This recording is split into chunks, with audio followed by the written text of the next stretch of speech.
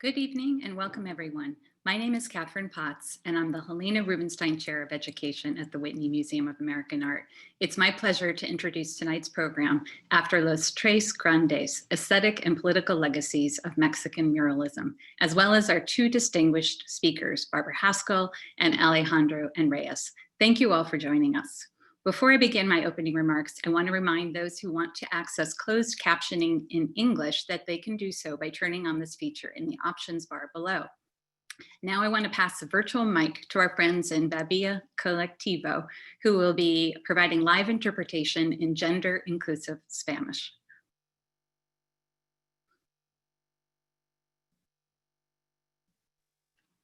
Hello everyone, buenas noches. Voy a decir este anuncio en español, después en inglés. I'm going to say this in Spanish and then in English. Entonces, para accesar la interpretación desde una computadora, al fondo de la pantalla van a ver una opción con un globo que dice interpretación. Ahí pueden escoger su idioma, español, inglés o apagado, si son completamente bilingües y no quieren escuchar la interpretación. So at the bottom of the screen, you will have options for interpretation. The symbol looks like a globe icon, and there you can pick the language that you choose to listen the interpretation or leave it off just to listen to the original language. Ahora voy a cambiar a simultáneo. Now I'm going to switch to simultaneous para el resto del anuncio, for the rest of the announcement. So we are a collective of trans-feminist, anti-racist language works who come from experiences of migration and diaspora, and our intentional commitment to support cultural, artistic, community organizing, and political spaces in prioritizing and practicing language justice through a lens of decolonization, gender-inclusive language, and self-determination.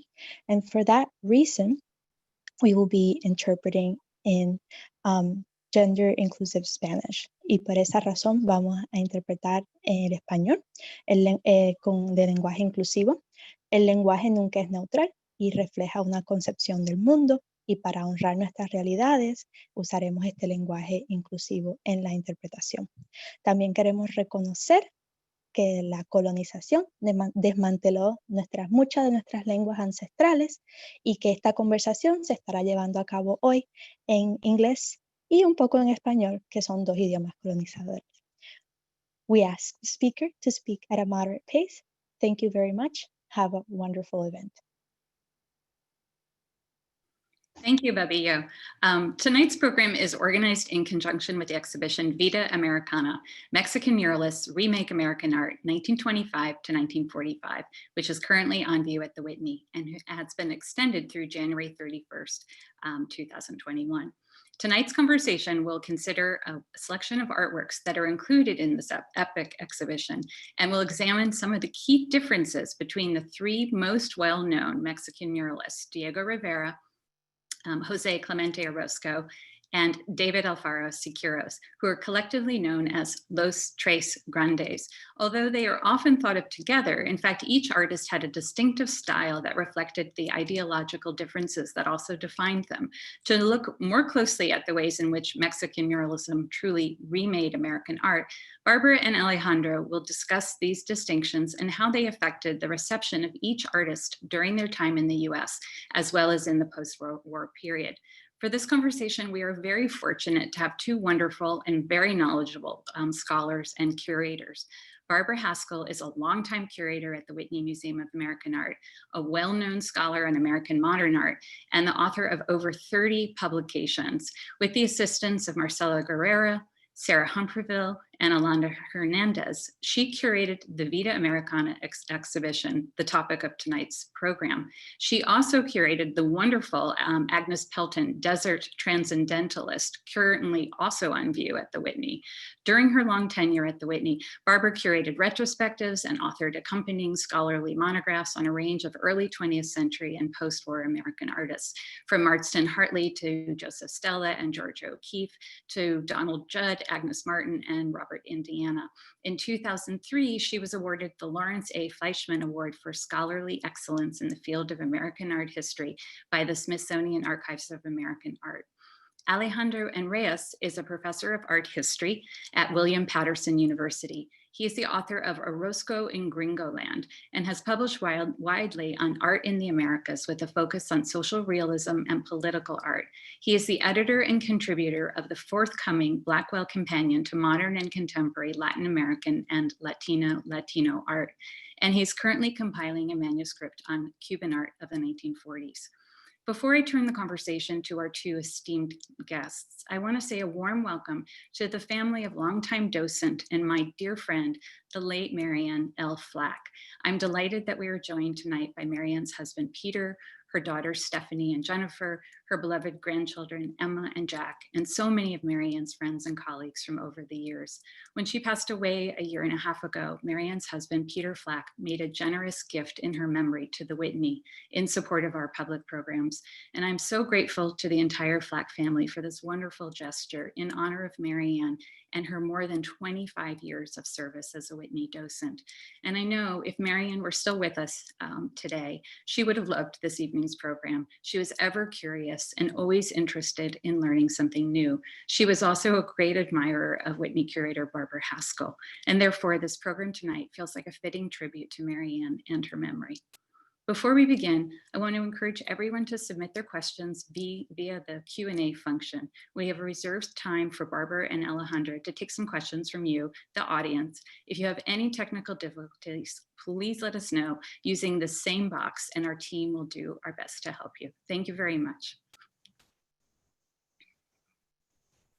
Hello, it's a pleasure to welcome all of you tonight and to participate in a program with Alejandro, who's a wonderful scholar on Mexican muralism. To give you a little bit of background, when the Mexican Revolution ended in 1920, the government commissioned artists to create monumental public murals depicting Mexican history and the social ideals of the revolution. By the mid-1920s, the three Los Tres Grandes, the three leading muralists, were famous in the art world in the United States through glowing articles that were printed here and the reports of artists who had gone to Mexico to see the murals and work with the muralists. But in 1924, when the commissions decreased, the muralists turned to the United States for patronage. Next slide. Oh, no, sorry. Between 1927 and 1940, all three spent extended periods in the United States, making lithographs, easel paintings, murals, and interacting with US artists. Y empezaron a... That we have here are all images that were taken while they were in the United States. But Alejandro, I'd love you to use this occasion to talk about your sense of the difference between the three muralists. Of course, Barbara. Well, good evening, everyone. Buenas noches. It's a pleasure to be here and participate in this program with Barbara and all of you. You know, what's fascinating about Los Tres Grandes is that in life, as in afterlife, they've been brought together and they had this very uneasy relationship with each other. Orozco is the one that arrives first in the United States in 1927. And though he goes back to visit the family, he's here pretty much permanently through 1934, then comes back in 1936 for the American Artists Congress, again in 1940, and then his last visit in 45. Rivera arrives in 1931 for his exhibition at the Museum of Modern Art and stays for the next 2 or 3 years doing commissions both in California, of course, his wonderful murals at the Detroit Institute of Art, and of course, culminating in the scandal at Rockefeller Center, and then his production of the portable murals for the New Workers' Schools in downtown Manhattan. He will return, as Barbara mentioned earlier, in 1940 to do a mural on Pan-American unity in San Francisco. And Siqueiros is the one who comes in 32. He's deported after the end of his visa later that year, but then he comes back in 36 for the American Artists Congress. And he's here for quite some time. He runs the experimental workshop in New York, where Jackson Pollock is one of his many assistants / students. So they're here on and off during a large period of time, and they're in a period of what we might say constant controversy with each other. So let's get into that controversy. Next slide. So as Alejandro said, Orozco was the first to arrive in 1927. And by 1930, he had a commission to create a mural for the dining room at Pomona College, Prometheus seizing fire from the gods. Alejandro, use this image as an occasion to talk about what you see as the dominant characteristics in Orozco's work? Well, what's fascinating is that obviously thematically this comes from Greek mythology, and it's a reflection of his connection with the Delphic Circle, with both Alma Reed and Eva Sicilianos in New York. But I always like to see it beyond that as having the essential elements of Orozco's style, which is a very expressive, expressionistic type of figuration, angular use of forms, a very agitated application of color for fresco, and the fact that the central subject is a solitary hero who is sacrificing himself for the larger good of humanity. So there's that tragic dimension, which I think separates Orozco from both Rivera and Siqueiros, because ultimately, politically, Orozco is what I would define as a divested anarchist, someone who at some point was active within anarchism and then quickly became disillusioned with the failures of anarcho-syndicalism in Mexico. And then I would say he ended up only believing in the social agency of painting itself. But here you have all of those formal things coming together to create a very powerful image of this sacrificial, heroic figure. And if we think about what else was happening in the 1930s, you can see that this expressionist portrayal of anguish and tragedy is something that truly electrified the LA community. One of the critics said, made the experiments in France look like trifling matters. It inspired a huge range of artists, most prominently Jackson Pollock. Next slide.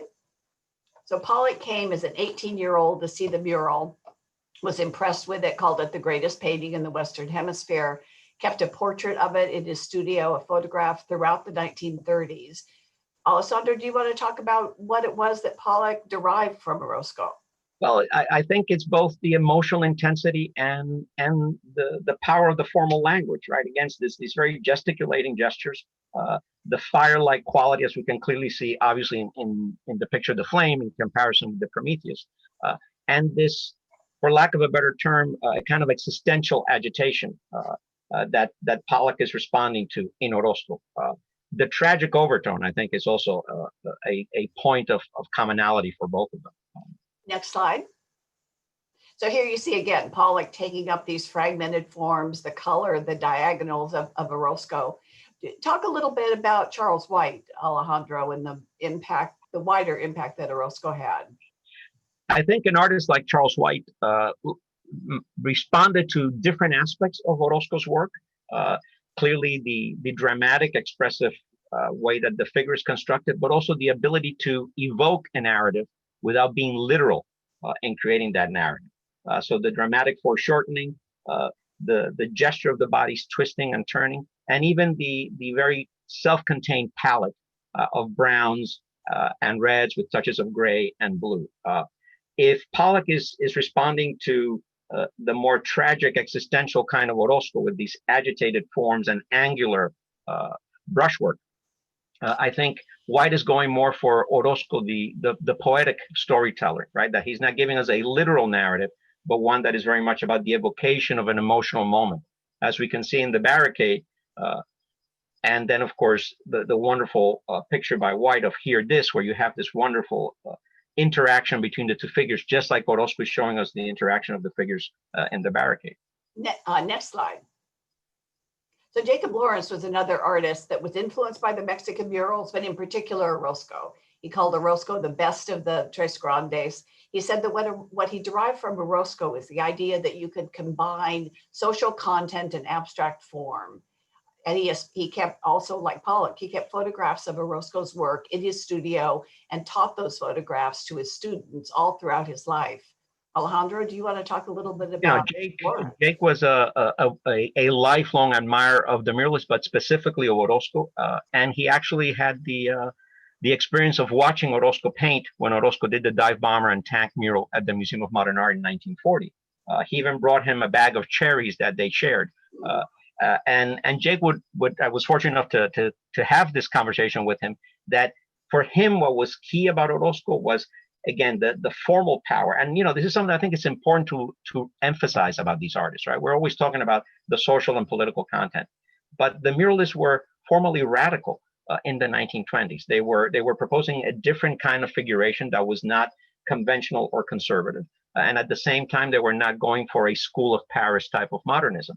So for an artist like Lawrence, that was essential in helping him figure out his own language, that you could come up with a vocabulary that was formally expansive, and at the same time be able to tell stories, right? And I think the interesting and important part for Lawrence and for all of the US artists that were influenced by him and the other muralists is the idea of telling stories that were accessible and that were relevant to everybody. That art was not something for the elite, but it was for every person. So in Lawrence's case, the inspiration to create art about the people, for the people, was something that was very strong in his whole life, what he absorbed from those artists. Absolutely, and that these have to be, in essence, the marginal stories of the people, right? The stories that have not been told, of underserved communities, of communities who have been marginalized, working class communities, communities of color. And I think that's a very significant aspect of how American artists react to the challenge posed by the Mexican muralists, right? That these subjects are acceptable. And one of the things about the muralists, that during the dictatorship that was overthrown finally in 1910, and then the revolution ended in 1920, but it was the French culture that had been emulated by the wealthy elite in Mexico. And what the revolution did is it upended that, and it really presented the rural population as the bedrock of Mexican identity, the real Mexico. And that's what artists, as you just said, like Lawrence, picked up on from the muralists, the idea that their own experience could be part of the subject matter of the histories they were telling. Next slide. So absolutely. To add to that, Barbara, I think the great Mexican poet Octavio Paz said that what was significant about the Mexican Revolution is that it allowed the Mexican people to truly rediscover themselves and their roots, right? And so that is something that, of course, the muralists then expanded on through their visual vocabularies. So this rejection of this forced Francophile culture in the 19th century by the Diaz regime, and then this embrace, which of course continues to be problematic because native people in Mexico are still very much marginalized, but the embrace of native culture and the mestizo culture of Mexico. That's right. So Rivera was the most prolific of the Mexican muralists. He was the most famous, both in Mexico and in the United States. And he was most identified with the depiction of the rural population and with the depictions of the revolution as somehow heroic and successful. This is a mural from Mexico City. Alejandro, do you want to use it as an occasion to talk really about Rivera's style and his ideology? This is a wonderful example of Rivera's style at its very best, the panel in the arsenal from the Ministry of Public Education murals. Because Rivera develops this kind of soft organic forms and this building up of layers of people, right? So he's very much about painting the masses, the large groups of people. And you could say that he proposes a narrative that's very much a kind of critical celebration of the past, particularly the pre-Columbian past that he greatly admired, but also the possibilities of the revolution.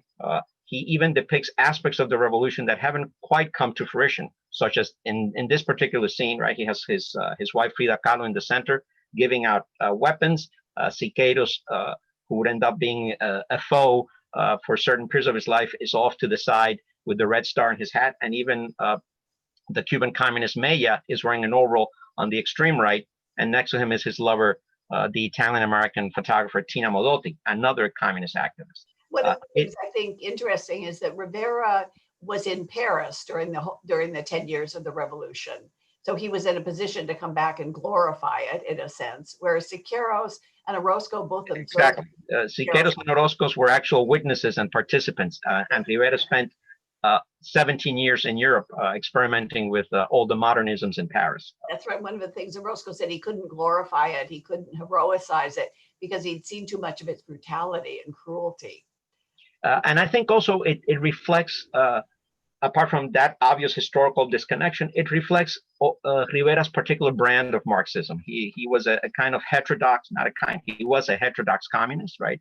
Who at certain points was an ally of Trotsky, at other times an ally of Lodestone here in the United States, even though he eventually made his way back to the open arms of the Mexican Communist Party towards the end of his life. He proposes a much more life-affirming, we might say, didactic narrative of the possibilities of the revolution. And do you think that is one of the things that makes his work so popular? I think it definitely is one of the things that makes his work so popular, and his ability to use the contemporary subjects in a very direct, topical manner. I think we can see that in the kinds of American artists that he influenced. So next slide. So Thomas R. Benton had started early in his career. He was a great critic of abstraction as being elitist and inaccessible to the masses. He saw what the Mexican muralists were doing as something similar to what he was striving to do. He called them the greatest artists of their time, and he exhorted other American artists to follow their lead. And I think he, like the muralists, he was very close to Orozco, as Alejandro maybe will tell us a little bit about Thomas R. Benton and Orozco. Clearly, Orozco and Thomas R. Benton crossed paths and were friendly during the time that we're both painting murals at the New School for Social Research. Even though Orozco later on in his correspondence ends up being very critical of Benton because he sees him as somebody who maybe is a little too nationalistic in his positions. Well, and I think also it's fair to say that Benton became more conservative and over time. Right, exactly. And the kind of Marxist ideology of the Mexican muralists was something ultimately that put him off. Next slide. But in the early 20s, he definitely was somebody who was quite simpatico to the American CP and considered himself somewhat of a leftist. But what I think is interesting, Barbara, and you and I have discussed this before, is that Benton, I always think that he might have thought from a publicity or a PR point of view of himself and Grant Wood and maybe John Stuart Carey, the three regionalists, as becoming a kind of equivalent to Los Tres Grandes in the United States, right? Becoming these sort of chroniclers of American life through a new monumental figurative vocabulary. Absolutely, the triumvirate of the American heartland. So next slide. So Rivera came to San Francisco, 1932. As I say, he was the most famous of the muralists. He was called the hero of the Western world. He was welcomed in San Francisco by a number of artists who had gone to Mexico and worked with him on his murals in Mexico City. And when in San Francisco, he embraced a different kind of subject matter, not so much Marxist or revolutionary, more an embrace of the California bounty and industrial prowess. But when he left, the artists that had worked with him on the three murals in San Francisco created murals that were very much in keeping with not only his style, but his ideology. You want to talk about the works that were done at Coit Tower under the PWAP project, and especially this one that came. I think there's a terrific example by Victor Arnautoff, because here we see the adaptation of Rivera's vocabulary, right? These wonderful kind of organic forms, a palette that's very varied and rich in colors with a lot of bright colors, and a very clear kind of narrative that has a topical presentation, right? A street in San Francisco with people moving back and forth, all kinds of topical things being presented. And this belief in the depiction of the masses, right, the people, as a positive and life-affirming thing, with all of the contradictions that Arnautoff may be showing, the difference between wealth. There's even another part of the panel where you see somebody is basically pickpocketing a wealthy person. But all of those contradictions that shows the full mosaic and complexity of city life is very much reflective of Rivera's interpretation of reality and Arnautoff's adaptation to it. And again, the clarity of the forms and this kind of didactic narrative, right? They're straightforward murals to read. You have these levels of people. The perspective is pretty conventional in terms of representational. So it's almost like we've opened a window and we can actually see the city expand in front of us. And one of the fascinating things, I think, is that the fact that there was so much controversy over what now seems to us a very mild inclusion of two left-wing magazines, Masses and the Daily Worker, which seems like such an innocent inclusion in the newsstand. It became such a point of controversy that the Coit Tower was actually, it was shut down. It wasn't open for several months while they worked out the details of how they were going to present these works to the public. It all worked out, thankfully. In the 1930s, presenting and promoting these radical periodicals was, pretty controversial. Exactly. Next slide. So in Mexico, Rivera returned to Mexico and was part of the technical head of the Albalitos Rodriguez market, where there's this huge market complex in Mexico City that was intended to be a market, daycare center, an auditorium, a library, a kind of full service market. There were 10 artists that were hired to make murals in the market, which I must say is still active as a market. Yep. 4 of them were American. Would you talk about Marion and Grace Greenwood? Because these were very important artists in Mexico. Yes, the two Greenwood sisters, Marion and Grace, they were very well received and accepted as American artists who lived and worked in Mexico for periods of time. They were, of course, very close to Rivera. I think we once again can see the direct influence of his style, right? The linear clarity of the forms, the kind of palette that they're using, and the specificity of a subject, right? That's topical and contemporary.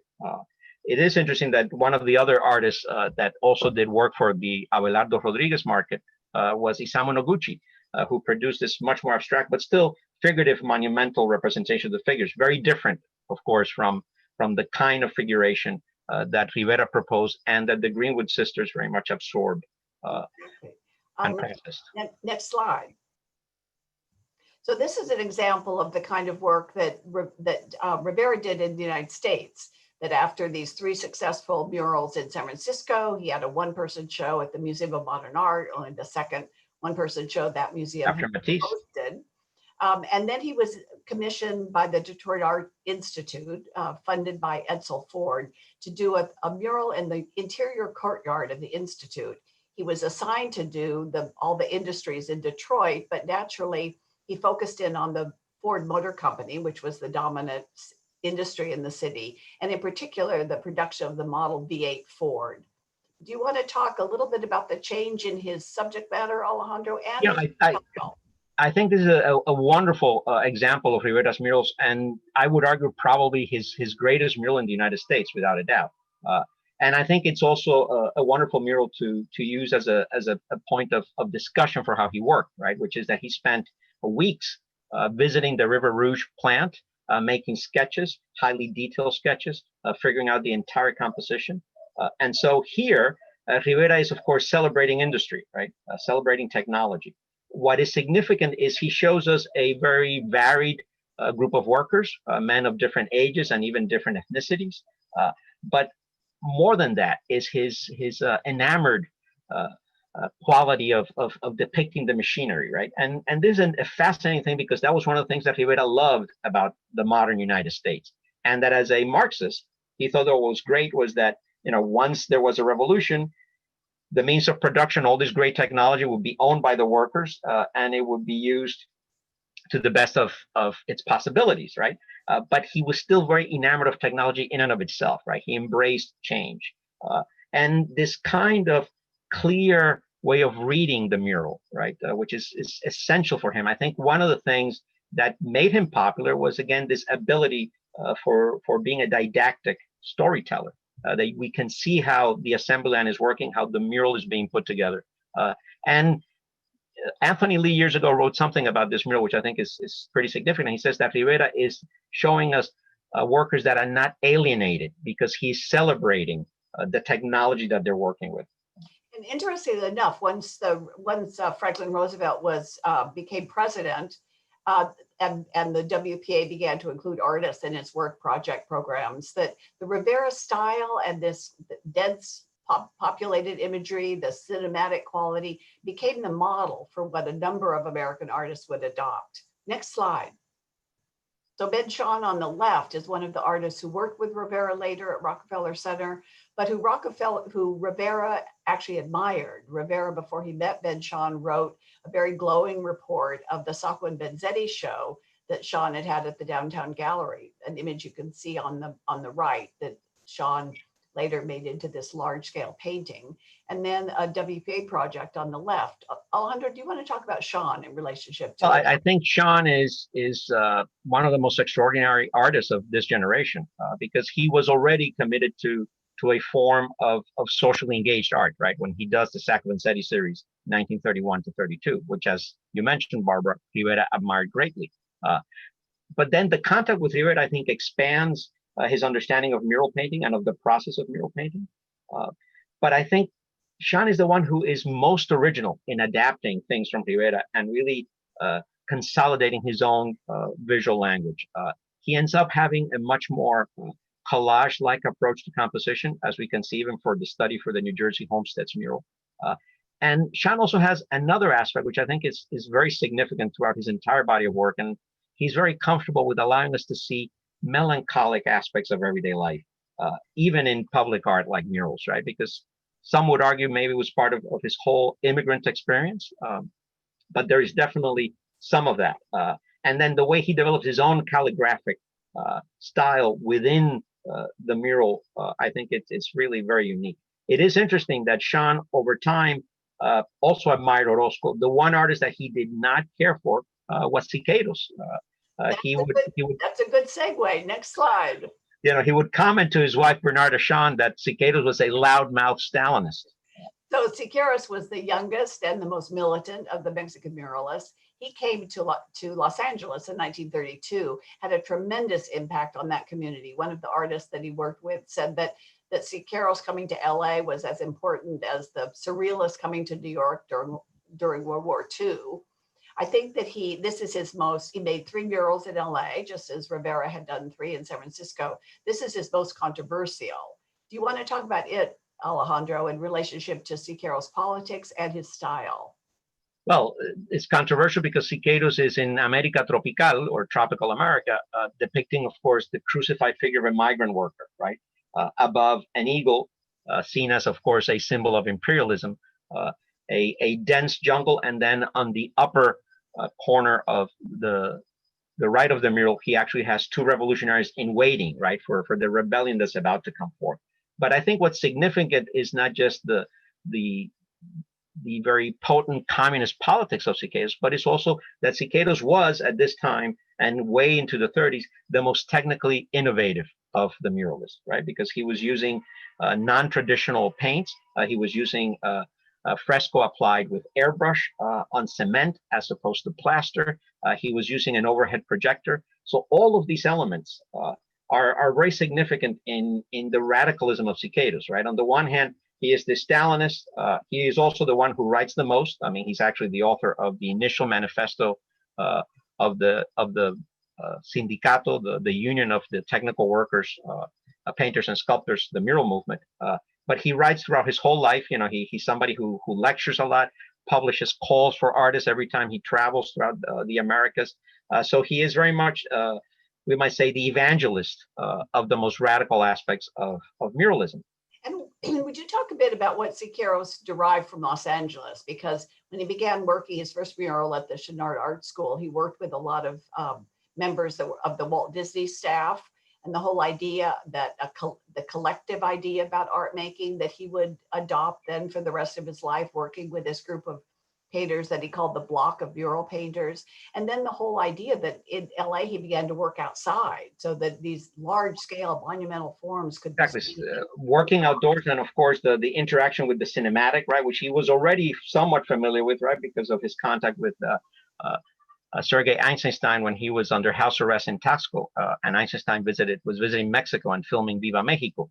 But I think, Barbara, you hit on something significant in Siqueiros' way of working for the rest of his life, because in California, in Los Angeles, is where he really starts to revise the more traditional concept that both Orozco and Rivera have had, that they come up with the original idea, and yes, they have assistants that help, particularly Rivera, who work with a lot of assistants. Siqueiros decides from this moment on that the idea will come out of a collective discussion from a group of artists, even if he is the one helping to lead the discussion, and that then the execution of the mural will also be a product of the entire team. And so this is going to be a constant thing that he will continue to develop and work with for the rest of his career. So Siqueiros in Los Angeles, this mural was very controversial. It was visible from Olvera Street, which was this Mexican folkloric village that had been created in downtown LA. But among the people that worked with Siqueiros when he was in LA, Philip Guston was one, Ruben Kadish. Could we have the next slide? Alejandro, do you want to talk about Luis Arenal? Well, Arenal was Siqueiros' brother-in-law, and I think it's wonderful to have both this picture of his, the fanatic, next to the wonderful picture by Ichigaki, the Bonus March, because I think here you have another aspect of Siqueiros' formal influence, right? And it is these solid tubular kinds of forms, the heroicized muscular body in some cases. And that in the case of Siqueiros, the source for this kind of stylization of the body is not, as we would think, European or Michelangelo, but it's actually to be found in a lot of Olmec and Toltec sculpture. The monumental sculptural representation of those figures had a profound impact on Siqueiros. And so we see that influence in the work of Arenal as well as in Ishigaki, a different way of heroicizing the body than, for example, Orozco, because Orozco would have, again, the much more existential / expressionistic quality. In Siqueiros, it's almost like a different kind of new classicism in a way.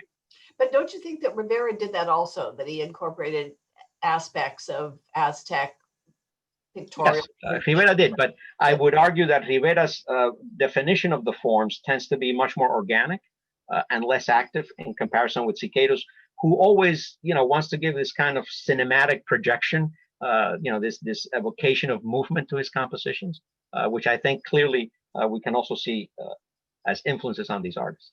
So Siqueiros, as one can imagine, his visa was not renewed. He returned to Mexico in November of 1932, but came back to the United States several times. And once, the most important probably was in 1936. Could we have the next slide?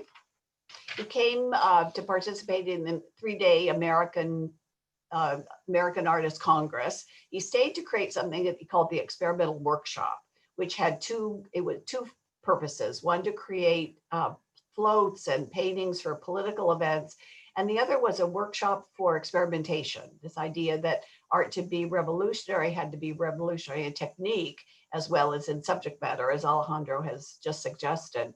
One of the artists that participated in the workshop was Jackson Pollock, who was very influenced by the experimental quality of the workshop. Siqueiros would put canvas on the floor and the members of the workshop would pour paint on it, splatter paint, throw cigarette butts and wood into the canvas.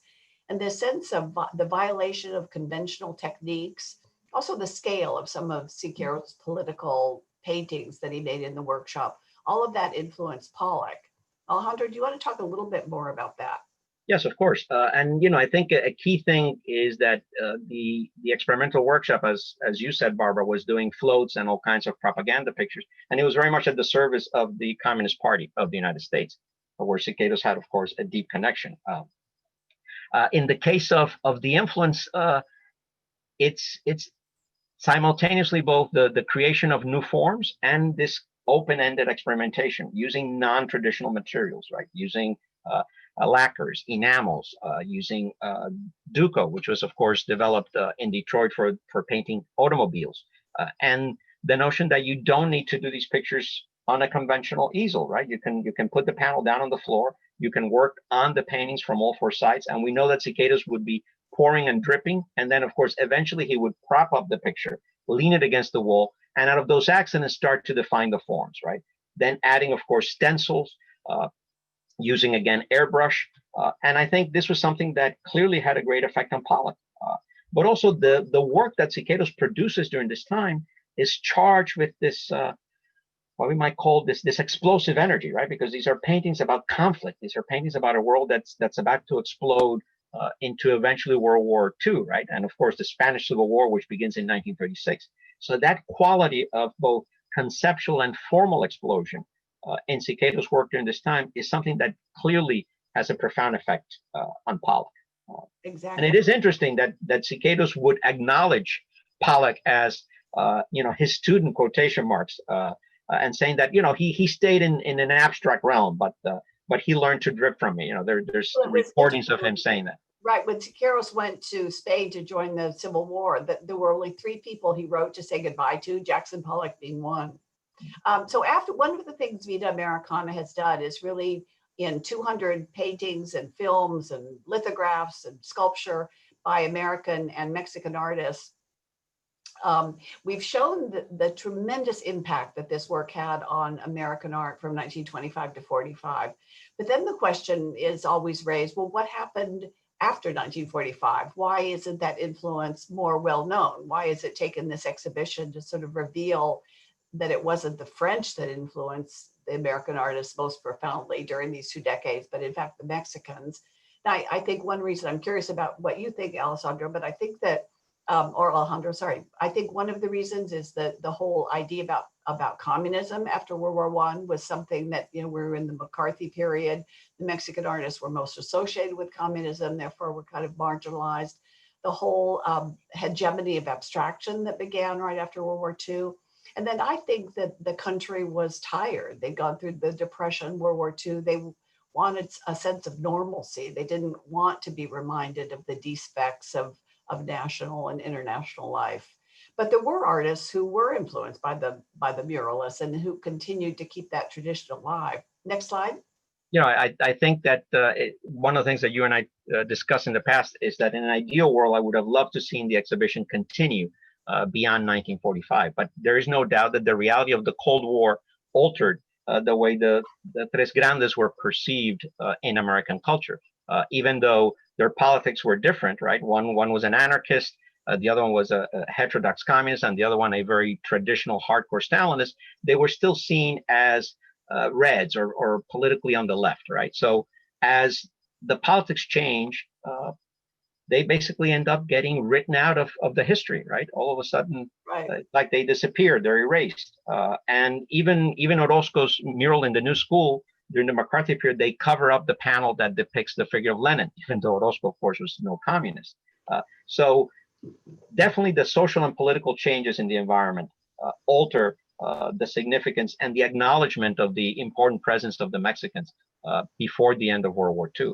Well, Elizabeth Catlin and John Wilson are both artists who really acknowledge the influence of the Mexicans. Catlin went to Mexico, stayed there, became a Mexican citizen. They seem very emblematic of the influence of these artists on the second generation of Americans. And I think it's very significant that among the artists who connect with this legacy and continue it are a number of African-American artists, right? Because they themselves are in a situation of injustice and marginalization within the United States. And so they're able to connect with this art that deals with social and political problems while always acknowledging the formal power of these forms, right? The boldness of the print and the ability to have a open-ended narrative that is not conventional or conservative. Next slide. So both of these artists take a different inspiration from the muralists, much more mythic and political. Do you want to just briefly talk? Well, I think that in the case of an artist like Rico Lebrun or Leonard Baskin, they're part of a group of artists that in the 50s and into the 60s discovered figuration from a much more dark, poetic, existential way. Clearly, the one artist that they look at the most of Los Tres Grandes is Orozco, but still, I think there's also some resonance of Siqueiros in some of the works of this period too. And these are artists that are, they have their moment in the sun when you have a writer like Selden Rodman publish a book called The Insiders and basically promote these artists as a counter narrative to the supremacy of abstract expressionism, right? So no, this is not the whole story of American art. There's still these artists who are committed to using the figure in a tragic way, not in a literal or illustrative way, and telling, dealing with the big issues of humanity, particularly in this period of, the Cold War and the post-nuclear world, where these artists are living and working. So Leann Gollum is another artist who's very connected to the muralists. Talk just briefly about his pictures. And Golub is, I think, one of the history painters of the latter part of the 20th century. And it is interesting that for him, Orozco, particularly first his encounter with the Prometheus, and then the later work by Orozco becomes the key element. He recognizes that Orozco, even though Orozco is not a topical painter, but that Orozco provides inspiration for him in terms of using the figure as something that is still relevant, that can have all of these multi-dimensions in telling a story, that is something that is not part of the past, right? Sort of rejecting, again, the formalist, abstract, expressionist narrative of Clement Greenberg, that the figure is null and void. No, the figure is still more vital than ever. And of course, in the case of Golub, he's able to go to very specific type of subjects, particularly starting in the 60s with the Vietnam War, and then in the 70s and 80s and so on, reflecting very directly, right, the foreign policy entanglements of the United States throughout Latin America and the rest of the world. And again, it's heroic, right? These are massive paintings. Right. So Alejandro, I'm going to go through the next two slides quickly because we want to have enough time to have a conversation. Next slide. You want to talk about the mural movement and the yes, and you know the previous slide, of course, was the wonderful Wall of Respect painted in Chicago by a team of 14 African American artists who were part of the visual arts workshop of the Organization of Black American Culture. They painted it in 1967, and unfortunately, the bill was burned and had to be destroyed in 1971. But here again, you have the idea of the mural is right, a collective of artists coming together and doing paintings that celebrate issues of identity. And in this case, you have different figures from African American history, both from the 19th century to the present. You know, even Aretha Franklin is among the figures depicted, together with Harriet Tubman, and a mural that looks back at the community where it's in, right? So there's a direct connection between the community and the image that is painted. And after this mural, even after it burned down in 1971, the building was destroyed.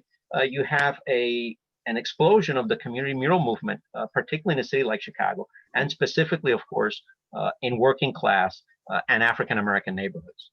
Okay, next slide.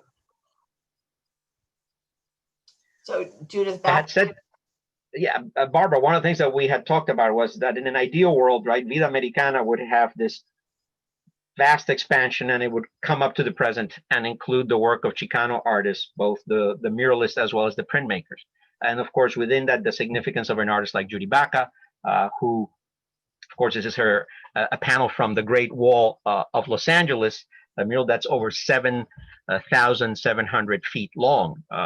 What's significant here is, again, the process and the execution, right? Because Judy Baca would work with community members, and in this case, she actually used she worked with a lot of at-risk youth that she brought along with the stories of all of these, again, marginal aspects of the history of Los Angeles.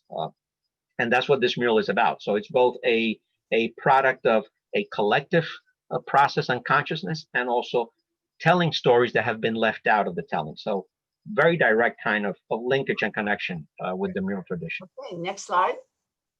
Another example, of course, is Barbara Carrasco's portable mural, LA History and Mexican Perspective. This mural has only been seen in public 2 or 3 times. She did it as part of a commission from a community redevelopment grant. But part of what made it controversial is that among the scenes that she depicts, and this is only a detail, she depicted the internment of Japanese Americans.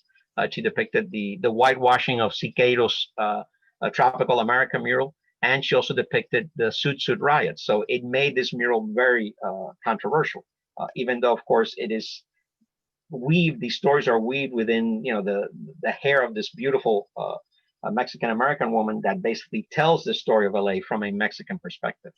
So this is 1981, and it was still a controversial mural because it included those parts of the history in the narrative. I'm going to take next slide, but have you go quickly into it so we can talk more about the legacy of today of the muralists. And of course, the continuation of the tradition of printmaking, right, which is very much tied not just to Los Tres Grandes, but also the Taller de Gráfica Popular, the People's Graphic Workshop, that is well represented also in the exhibition of Vida Americana. And you have both Rupert Garcia and Yolanda Lopez continuing that tradition. Clearly, the Garcia, a wonderful silkscreen of Orozco, a detail of a portrait of Orozco, and the Yolanda Lopez, this wonderful tubular dynamic figure, right, with the foreshortening, with the arm and the hand pointing at us and asking us, who's the illegal alien pilgrim, right? Something that I think is as relevant now as it was when she did it in 1981. So the idea of the print as a form of public art, right? Just like the mural, something that is produced in large quantities and that people are supposed to have greater access to than just, you know, having to go into a gallery or a museum to encounter a work of art. So both the medium and the message. So next slide. So just as a summation, Alejandro, what would you say the influence and impact of Los Tres Grandes is on artists today? I think artists today who are interested in not just social political narrative, but also artists who are interested in exploring deep issues of an identity, of ethnic and national identity, can see in the muralist a great source of inspiration. And also, I would argue that artists who are committed to the idea of formal experimentation without abandoning the figure, because again, I will sound like a broken record, but these artists are formally innovative in their time.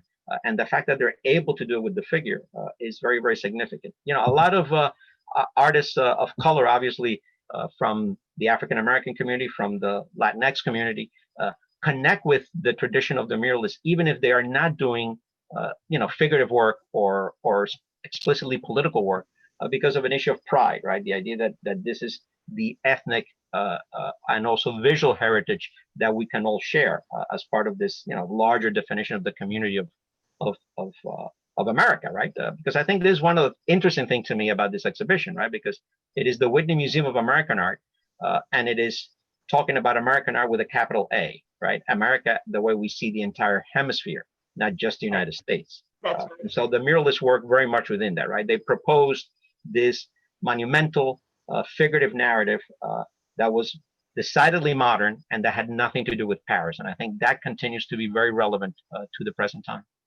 Absolutely. So we could go on, you and I talking for hours, but I think it's time to turn it over to the audience and to questions that they have.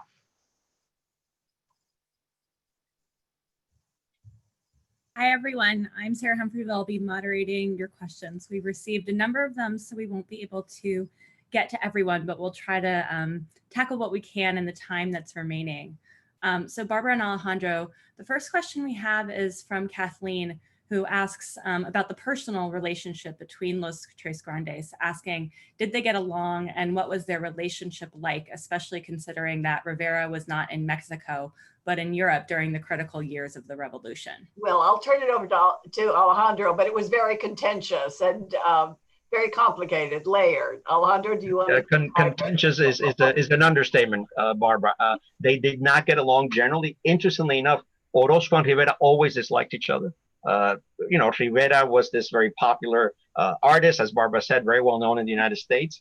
He had great PR. Orozco didn't have access to that, so there was some resentment based on that. And they just have very different conceptions of the universe and of their politics. Siqueiros, interestingly enough, managed to get along with Orozco over time, even though their politics were also different. But when Siqueiros would give a speech about the importance of political action, Orozco would respond to him, si pintas, para qué hablas? If you paint, why do you talk so much, right? So they were very contentious because of their different politics and their relationship to patronage. As Barbara said, after 1927, Rivera is the only one who continues to work for the government. And so there's a lot of inner resentment within that. And very larger than life personalities. And so that made for a natural clash. Right, in the sense that Rivera was maybe an opportunist, that he was, there was something too democratic and opportunistic about him. The next question, Sarah. So we actually have two questions that are somewhat similar to each other. One from Stephen, who asks how Rockwell Kent fits into this discussion, and another from Dee, who asks about how Reginald Marsh relates to the muralists. So interesting. Rockwell Kent, certainly when you think about those monumental forms and storytelling and communist ideology, fits in very well. As far as I know, he didn't have any direct contact with the muralists. Certainly there's a parallelism there. Reginald Marsh is interesting because he, although he was part of the kind of urban realist, you almost think of him as being more illustrational, that ideologically he was connected to the muralists and had there were overlaps where he met the muralists, but was not specifically influenced by them. Is there anything you want to add to that? No, I would agree with that, Barbara. And I think Rockwell Kent fits in a much more earlier conception of modernism and political radicalism. And, which reminds me, you and I, bringing up the figure of John Sloan, right? That the American art public was used to a political artist being represented by John Sloan, this rather mild-mannered, pipe-smoking socialist who believed in not having politics in his paintings, right? And then all of a sudden in the 20s, these guys show up with their overalls, and these very larger than life, very machista personalities, which offer a very alternative type of political artist.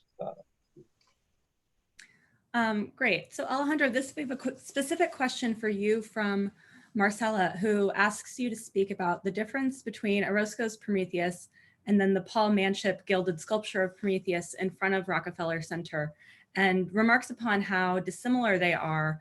But was the Greek theme of Prometheus particularly popular in art at the time, and how were they received by the audience? Well, I can't speak too directly about the Manship because I'm not so familiar with that image as much as just knowing it. But clearly the Manship image, I would say, has more of a celebratory quality of it. And the subject was very popular on and off during the entire history of European art, you could argue. But I think what's interesting is the very different take, right? The Manship is working very much into this public space. And again, it's a celebration of bringing light right down. It's, you know, with this skating ring, so it has a whole other dimension to it. While the Orozco, I would always argue, ultimately is tragic. It's more the, you know, it's the tragic side of Prometheus, right? That the sacrifice ends up costing him being chained and having a vulture eat his liver for all eternity until he becomes Prometheus unbound. So very contrasting representations of Prometheus. One definitely celebratory and life-affirming, the one in Rockefeller Center, with the more tragic existential vision of Orozco, which I would again argue is grounded somewhat in his divested anarchist politics. Great. So we've received a number of questions about the relationship between Mexican muralism and graffiti art. So can each of you remark on whether or not you think those connections exist, and if so, what they might be? Well, I'll let Alejandro take it away, but I think the main thing is that art should be public, that it has a social message, and it's about people. It shouldn't be away in museums for the elite and the privileged, that it really should be for everyone, and that it has a social content, that art has a social role, and graffiti art is very much in that tradition.